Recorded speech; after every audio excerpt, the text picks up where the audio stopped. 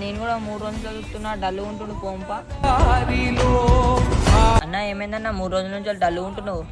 ఏముందిరా, వీడియోలు బంద్ చేసి చదువుకో, జాబ్ కొట్టాలి అదే అంటారు ఇంట్లో.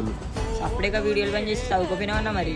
నాకు చదువుకుందామంటే ఇంట్రెస్ట్ లేదురా. అసలు మొత్తమే ఏమన్నారన్న, మా అమ్మనేమో వీడియోలు బంద్ చేయి, అదే నా వీడియోలు ఎప్పుడు వీడియోలు అయినా తింటప్పుడు అది అంటది. దోస్తాల దగ్గరకు పోతే నవ్వుల పాలు. రిలేటివ్స్ ఏమో వాడు ఏం చేస్తాడు, మనతో ఏమైతుంది, వాడికి అదే తిరుగుడు గవే వీడియోలు తీసుకుంటుంటాడు అని అట్లా ఎక్కిరిస్తారు. కానీ అయ్యో మరి సక్సెస్ అవుతాడని ఒక్కడు కూడా అంటలేదు. అప్పుడేగా వాళ్ళు చెప్పింది నేనన్నా. నేను యూట్యూబ్లో సక్సెస్ కానని వాళ్ళందరూ అంటారు కదా, దోస్తాలు రిలేటివ్స్ వీళ్ళంతా అందరు అంటారు కదా. అది పక్కన పెడితే ఏదో ఒక రోజు 100% సక్సెస్ అవుతా, నాకు ఆ నమ్మకం ఉన్నది. కానీ వెయిట్ చేసి సక్సెస్ అయిందనుకో, ఆ మజానే వేరుంటుంది. వీళ్ళన్న మాటలన్నిటికీ మనం సమాధానం చెప్పచ్చు. ఇప్పుడు నేననే కాదు, వేరే ఏ ఫీల్డ్ ఉన్నా కూడా ఇట్లే వెయిట్ చేసి వాళ్ళందరినీ పట్టించుకోకుండా సక్సెస్ అయ్యి చూపెట్టాలి. అదే మన నమ్మకం అని అందరికీ చూపించాలి.